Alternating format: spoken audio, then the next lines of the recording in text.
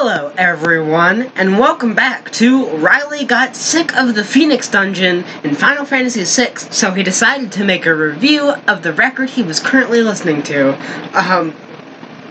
And that record is Arctic Monkeys, Your Favorite Worst Nightmare. A very good album.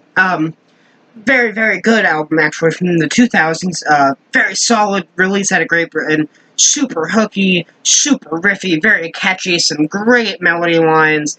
Alex Turner, as always, is an amazing frontman who really just captures the spirit of this band, especially in the early days, and really makes you interested in the Arctic Monkeys. Either that, or if you hate really heavy British accents, especially on the first record, not as much on Favorite Worst Nightmare, it's probably going to be a big turnoff to you, but I personally really enjoy it.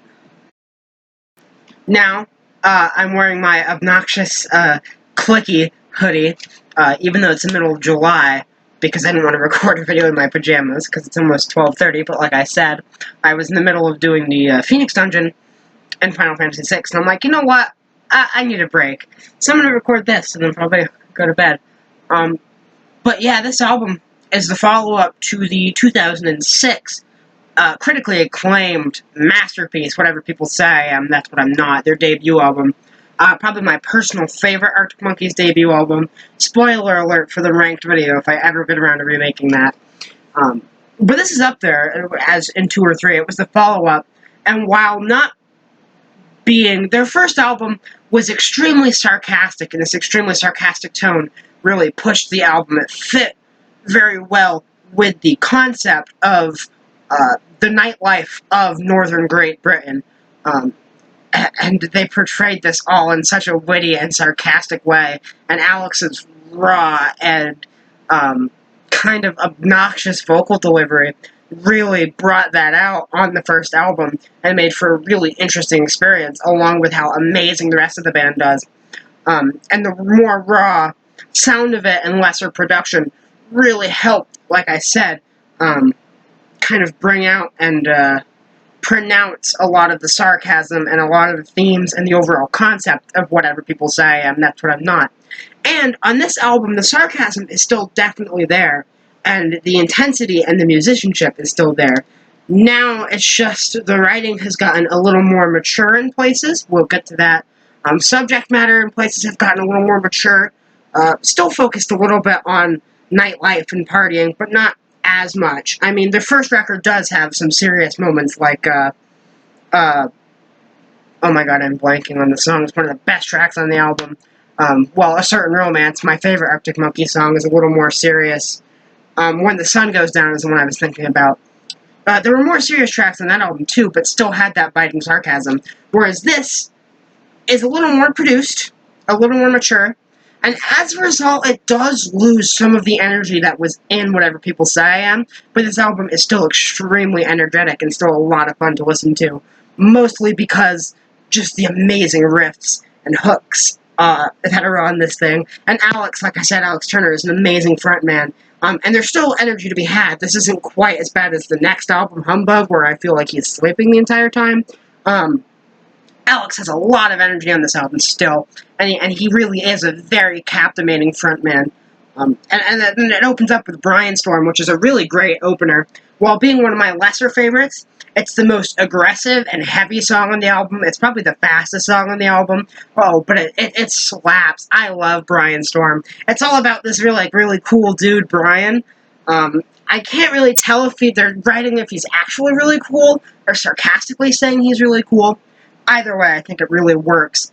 And pretty much, it's just, Alex and the band giving this Brian guy a tongue bathing, see you later, elevator, someone to kiss, someone to kick you, and pretty much just, saying he's got great style, and it's just kind of who you want to be, and I just think that's funny that they started off this album as an ode to this random dude named Brian, who's just, too cool to even try. I mean, like they say in the song, top marks for not trying.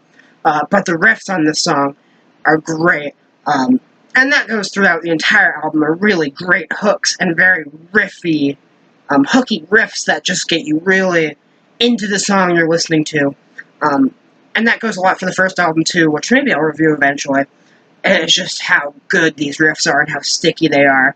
That makes you want to keep listening and keep coming back. But this song is a super great way to get you hooked into the album and very interested in it because it's so loud and bombastic and Alex is just going off. It's probably some of the most energy he has on this album. And it just gets you really into it and you're excited to hear the rest of the album. And what's even better about this album is for the first half, or at least the first half of the first half, it is banger after banger after banger. The first 4 tracks on this thing absolutely just slap. It gets you right in the album. And you're about a quarter way through the album, and you've just breezed by because these songs have been so fast and so fun and so punchy. Like I said, I already talked about Brainstorm, but then goes into Teddy Picker, D is for Dangerous, and Balaclava, which all 3 are these super fast, super fun, super dancey punk rock songs. And they go super fast, and I don't know how else to put it besides just fast, as it's just track after track after track of bangers, and it's so much fun to listen to. Teddy Picker, being the second track on the album, is one of my favorite tracks on the album. I love some of the melody on it, especially on like the pre-chorus. It's 1,000 times since you've been bent over. I really like that part. I just think it's really pretty. I think it's a very good melody. Very into it.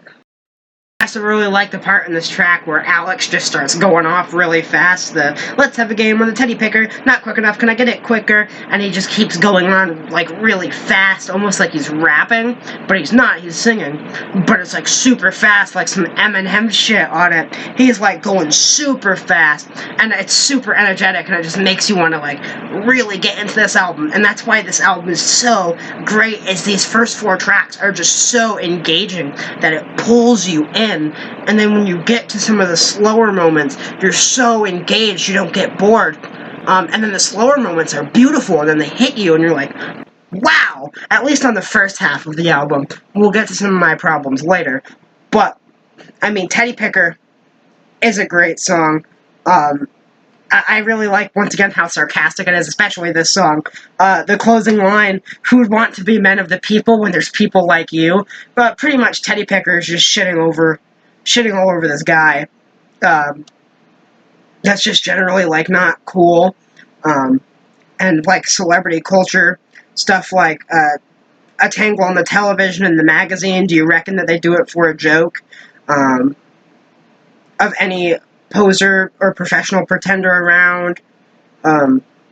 It's kind of about, it's kind of like a certain romance, but not as much.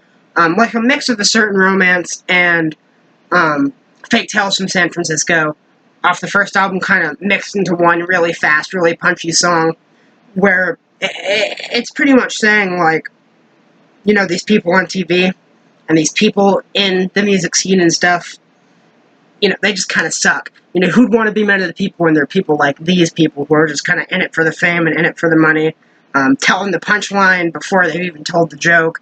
Just these lame-ass people that you don't want around. And I just think it's so much fun to listen to. And then D is for Dangerous is what it goes into. And once again, just the riffs. On Teddy Picker, it was like that too. And D is for Dangerous is the dun-dun-dun-dun-dun-dun-dun-dun-dun. D is for... and I like how they keep going through that. And then D is for Dangerous as they bring up. And this is the track that name drops Your Favorite Worst Nightmare. I really like this song. Lyrically, it's pretty great. What it sounds like is that this person is really interested in another person. Whether it be sexually or emotionally, I can't tell. I'm thinking more of the sexual line because of lines like "the dirty little Herbert" and try to keep your trousers on. I think you're his favorite worst nightmare. So what I think this is how I'm interpreting it, is that this guy is just lusting after this woman so much to the point where it's driving him insane. And I think the bridge is really what gives us away, and I think it's really pretty genius. He's nearing the brink, but he thinks first the parallel universe perhaps could be the perfect scene, and it like repeats and repeats and repeats the bridge. I think it does it like 5 times, and that kind of emulates going crazy, how it keeps repeating, I'm nearing the brink, This could be perfect. Nearing the brink. It could be perfect. And it just keeps going over and over again. Kind of like when you're starting to lose it, you know? You just keep repeating things in your head over and over and over again like you're, going crazy. And I just think that's really good imagery right there. And a really good way to portray that in song. And that once again kind of shows how this album is a little more mature than the previous in places. And that's pretty much what Favorite Worst Nightmare is it is a mature extension of the last album. I feel like they go hand in hand, especially to another track we'll get into later. Then comes the track Balaclava, which is the last of like the heavy bangers on this album. That kind of is the first leg of the album, is the banger after banger after banger, starting with Brian Storm, then ending with Balaclava. I don't have much to say about the song. It is fun. Like I said, it's one of those bangers. It's got a really nice bass line, do, do, do, do, do, do, do, do. And it's a really hooky bass line. It's sticky. It gets you into the song, makes you want to keep listening. That's what Arctic Monkeys is really good at, too, especially on their first two albums. It's the instrumentation getting you interested in the song. The riffs and the bass lines get you invested because they're so interesting from the get-go and so catchy from the get-go. You want to keep listening through, and it gets you into the song and gets you really listening. I think they're very, very good at doing that. On this album alone, like I said, Brian Storm, Teddy Picker, Balaclava. Later on the track, you've got Fluorescent, Adolescent, and Old Yellow Bricks. And even, like, If You Were There, Beware, slightly. Not as much, but, like, that's what really makes this album great. It's just the great riffs throughout the entire album. And a balaclava is like a ski mask. I just googled it. I think it's like a British term, because Arctic Monkeys is a very British band, as I mentioned. On the first record, Alex Turner has a very, very heavy British accent, and it's not as heavy on Favorite Worst Nightmare, but it is still there, and if that is something that's a turn-off for you in music, you are not going to like the Arctic Monkeys. And then it goes into Fluorescent Adolescent, which is a pretty huge song, and it's probably my second favorite off the album. I love this song. Once again, the riff is great. Do-do-do, do-do-do-do-do, do-do-do, do-do-do-do. And Alex feels like he's on the first album again with his just super biting, sarcastic delivery. But this really shows Arctic Monkeys being more mature, as the song is about the passing of time and growing up and leaving behind, your old ways of party life. And I feel like that goes hand in hand with the first album, because the first album was a concept album about nightlife in northern Britain. Then this song is about growing up and leaving that life behind. With the opening lines, you used to get it in your fishnets, now you only get it in your nightdress, which represents, of course, you're no longer in the streets partying, you're not going out wearing fishnets, you're staying in at night, maybe with a family, wearing your nightdress, living your day-to-day suburban life, and you've grown up, and you've left the life of partying behind, and it's pretty poignant. And I think the lyrics are really great in the song. You're falling about, took a left on last laugh lane, The days of your laughs are far behind you. The days of playing pranks and jokes are far gone. You're not going back again is one of the lyrics. And it's just a really interesting look at maturing and settling down from a band that was famous for songs like I Bet You Look Good on the Dance Floor, party anthems of causing trouble and mischief as teenagers. I just think it's an interesting take for this band of all people to make a song like Fluorescent Adolescent. But also, again, the musicianship is there. I haven't mentioned the drums, but on this album, the drums are amazing. And like I said, the guitars, the bass, they're all so good. Fluorescent Adolescent is a nearly perfect song because everyone is just bringing their A game. The guitars are being played perfectly. The riffs are perfect. The bass is being played perfectly. The bass lines are perfect. The drums are amazing. Alex gives an amazing, captivating performance. And the lyrics are on point, super mature, and poignant, at least for the Arctic Monkeys. Maybe not compared to a band like Radiohead, or it's like, I don't know, someone else who's like really good at writing lyrics. It's late. I guess Radiohead's where we're going. Like, it's not as poignant as something like No Surprises by Radiohead, but Radiohead's a fairly poignant band. Arctic Monkeys isn't. So writing a song like Fluorescent Adolescent that really kind of gets intelligent and nostalgic and thinks about like the passing of time and growing up and looks at these things in a very deep way, it's just very interesting, and I really cannot praise the song enough. And then it goes into Only One Who Knows, which is a ballad. And of course there was Riot Band on the first album, but this is nothing like Riot Band. This is something completely different, with these guitar effects that are like make you feel like you're floating in the middle of the night. And Alex gives a really beautiful, soft performance. And this song is pretty much about just love being gone, not being able to find it, never being able to find it, being alone. And it's something I know a lot of people can relate to. I know I can. And I really like some of the lyrics. And I bet Juliet was the icing on the cake. True romance can't be achieved these days. That's the line that really gives it away about what the song is about. And I just think it's a very, very beautiful song to sit down and listen to. And even if somehow they could have shown you the place you wanted, or I'm sure you could have made it that bit better on your own, you are the only one who knows. That's the chorus of the song. And it's just super soft and just very pretty the entire time. Alex crooning over these very beautiful instrumentals. There's a beautiful little solo, too, with some guitar effects. And I just don't know how to describe it. You just have to listen to it for yourself, because it is absolutely beautiful. And probably the most beautiful song they'd made up to this point. I don't know, because I would consider Southern Romance beautiful in a way, especially the breakdown at the end of it. But this song is just... it's the most beautiful ballad they've made, I'll put it that way. And it really shows, once again, a more mature perspective on love and heartache and being lovesick and not being able to find that partner. And, it just really is a good take on it. I'm really bad at this. I'm sorry. I lost my train of thought.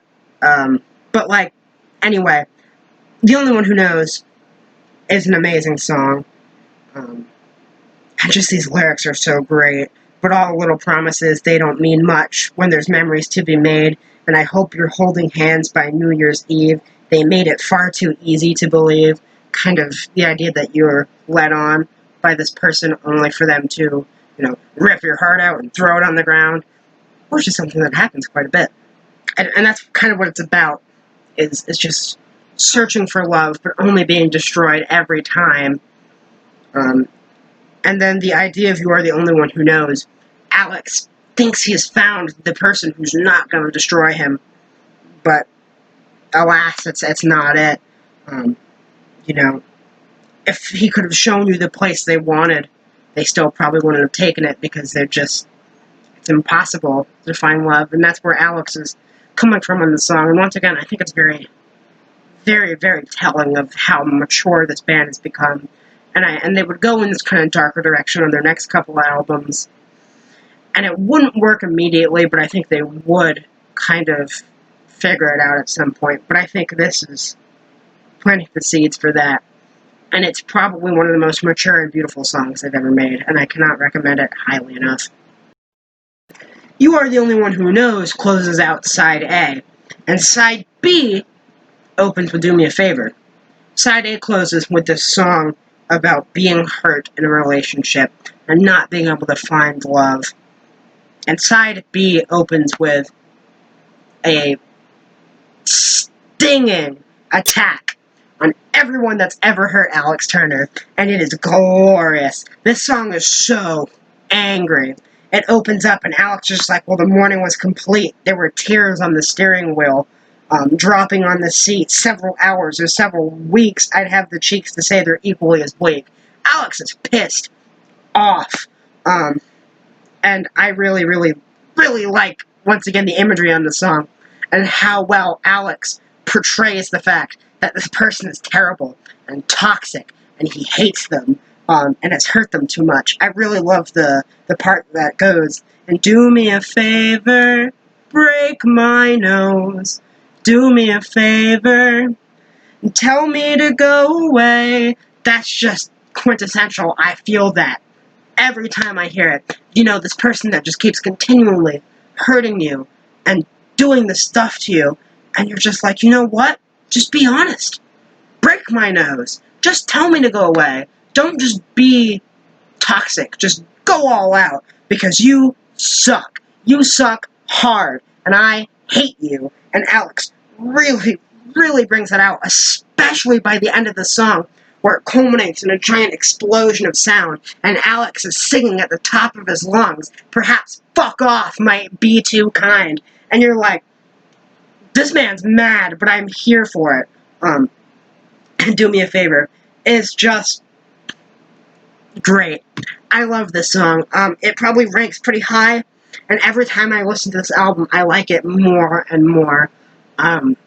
It's just that good, and the explosion at the end, where the bass line and the guitars and the drums just get so loud and in your face, it's like an eargasm.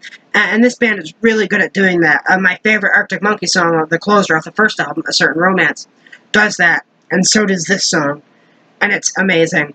And you can feel the anger and the emotion swell within the song, and swell within Alex Turner, especially when he's screaming, perhaps fuck off might be too kind. And I'm sure it's a song we can all relate to, and it's something I've screamed to many times. And it's just, it's peak Arctic Monkeys. It's peak angry. Honestly, if you're dealing with an ex, or dealing with someone that hurt you, this is the anthem. This is the track you want to listen to. This, and like From Under Soil and Dirt by The Story So Far, is just the quintessential, you know, bitches ain't shit but hoes and tricks kind of anthem. But this works for either way, of course. It's just an excellent song. Do Me a Favor is amazing. And then the album does kind of start to lack a little bit after there, and that's why I can't call this my favorite Arctic Monkeys album, because up to this point, you've had 4 bangers to open the album. Just 4 songs that are so much fun to listen to, get you hooked. And you've had 2 incredibly mature, retrospective and introspective songs, such as Fluorescent Adolescent, which I cannot say tonight, about the passing of time, and then The Only One Who Knows, about finding love, and the retrospection and introspection of love and relationships, and Alex thinks back on all the ones he's had and all his attempts at finding love. And then Do Me a Favor to open side B, which is this angry song that's just the opposite of The Only One Who Knows, where that song was so just laid back and introspective, and Alex is more thinking about himself and the world as a whole. Do Me a Favor is targeting out this one person that wronged him, and it's angry. And you've gone through so many different emotions and so many different sounds, and you've had so much fun doing it. Of course the album's not going to be that amazing all the way through. This House is a Circus is just kind of obnoxious.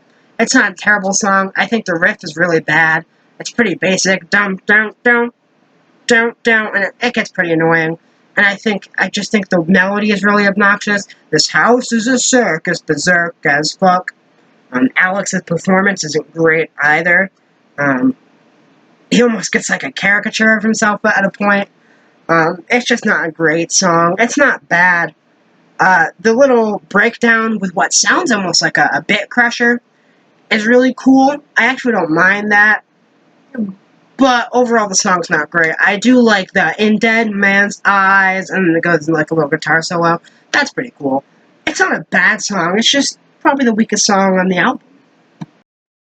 And then it goes into If You Were There, Beware, which may be not as interesting as some of the other songs on the album. It's still pretty good. I enjoy it. Like I said, it doesn't stand out too much, but it's pretty good. I really like the closing part. There's a circle of witches, and viciously vicious they are. It's just kind of an interesting rhyme scheme, and I like the kind of dark, twisted circus feel, like a horror circus. And that's kind of a vibe they would go with and kind of follow on their next album, Humbug, that kind of dark, circusy vibe.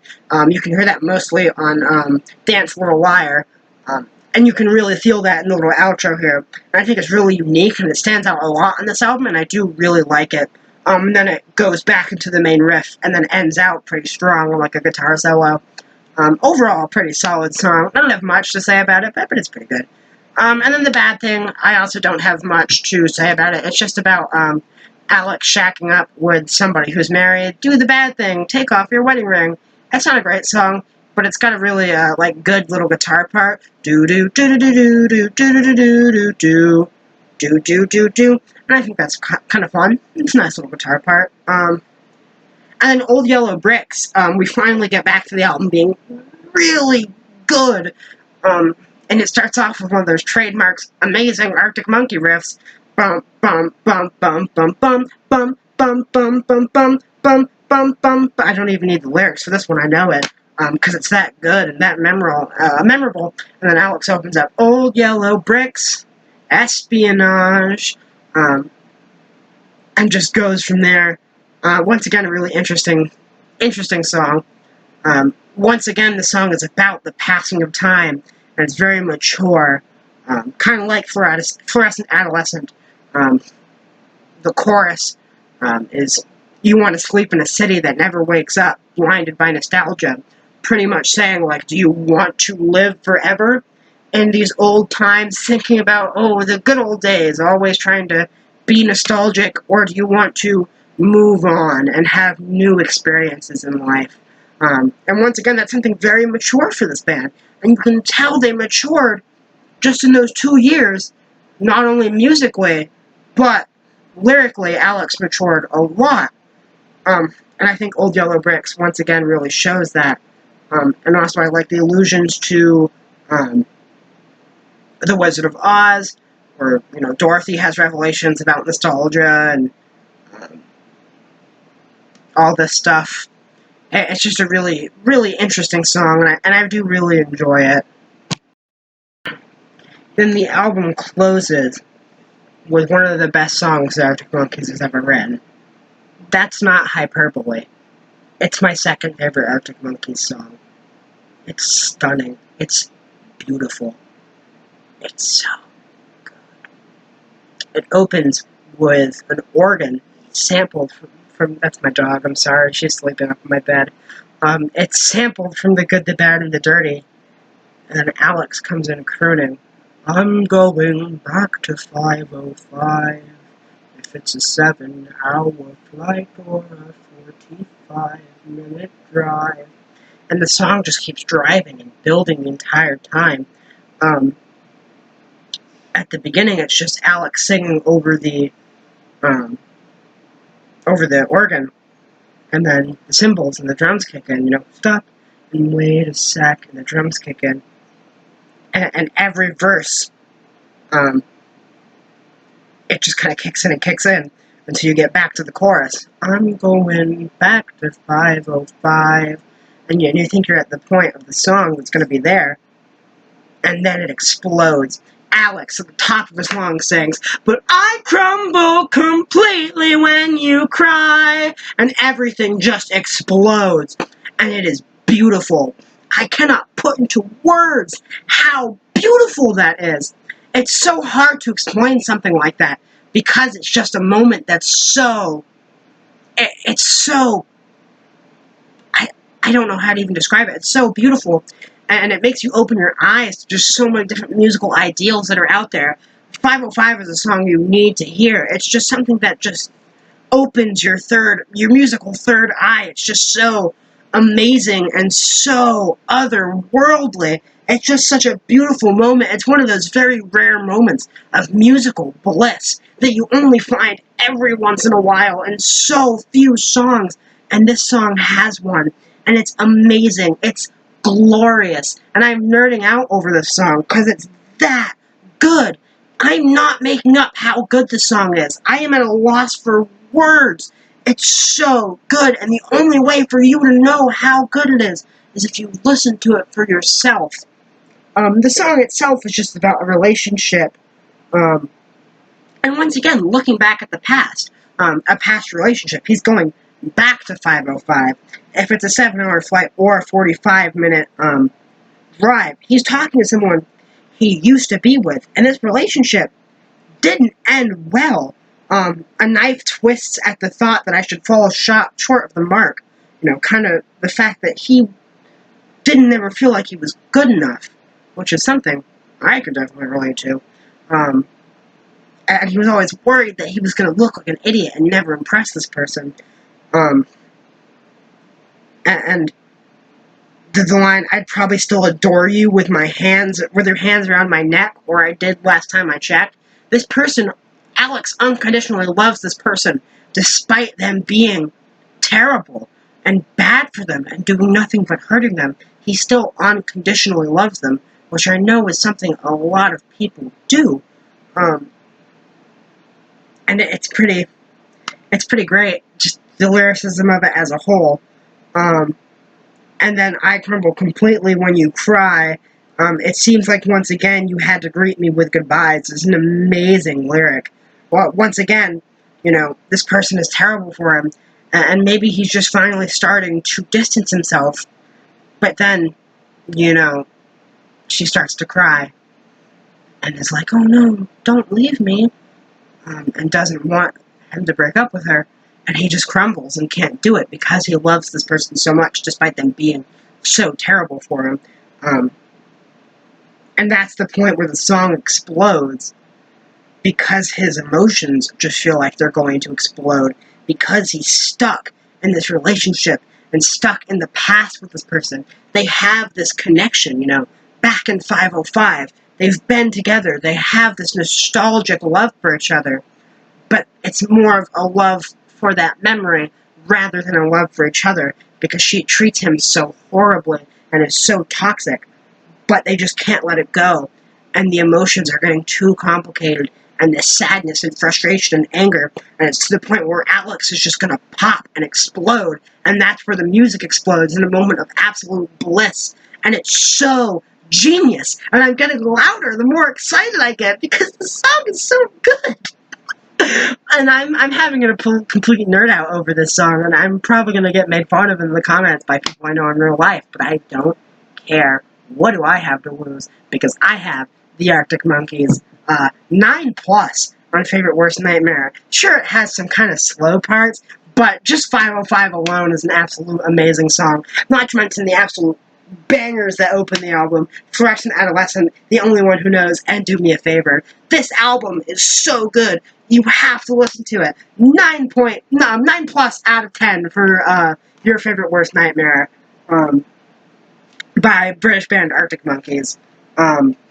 So that was an experience. I didn't expect to have that much to say about some of these songs, but I do feel very passionately about it. Of course, I do own it on vinyl. It's the only Arctic Monkeys album I own on vinyl. I do own the debut on CD. I own AM and Tranquility Base on CD as well. And I do want to pick up Suckin' and See probably on CD, and probably the debut on vinyl just to have it because it's one of my favorites. But yeah, this is just an amazing album. I at one point did record a ranked video for Arctic Monkeys discography. It's probably actually changed now. I might be putting this at number 2 over Tranquility Base. And I will re-record it at some point. It just, my computer crashed in the middle of recording it, and I just lost so much drive to make videos afterward. I got a little mad. Not mad, but dejected when it happened, because I had recorded this almost 40-minute video, and I was at the very end. My computer crashed, and I was like, oh, I just had so much about a legendary band, a band as legendary as the Arctic Monkeys. I mean, their debut is the fastest-selling debut in all of Great Britain ever in history, beating out albums like Definitely Maybe by Oasis, which was it for the longest time when it came out in '94, and then in '06 the album topped it. broke all sorts of records. A band that pioneered the internet as a means of spreading their music and getting popular. The Arctic Monkeys are very important. Whereas they weren't big in America for a long time until they blew up off the back of AM and Do I Want to Know in America. But they were still highly influential to all the music here and there in Great Britain. In Great Britain, of course, they're one of the most legendary acts of all time, and rightfully so. They're pretty great. Yeah, I'll do some more reviews eventually. I have a few reviews I promised people, but the problem is, with reviews that I promise people, like, they tell me, like, you should review this album, check it out. I'm like, yeah, sure, I will, but I have to really listen to it a lot, and sometimes I just don't have the energy for that, because they're not albums like Favorite Worst Nightmare I've been listening to a couple years now, or when I reviewed My Beautiful Dark Twisted Fantasy, I've listened to that album thousands of times, I know it like the back of my hand. It's not quite as easy when you're hearing an album for the first couple of times, and you really have to think about it. And also, I mentioned doing a review of The Glow Part 2, which I want to do, but I might need to script that video, because that album is so deep, really deep. But anyway, I've been talking too long. I've been the A-side, Riley, Arctic Monkeys, Favorite Worst Nightmare, 9+ out of 10. See you all next time.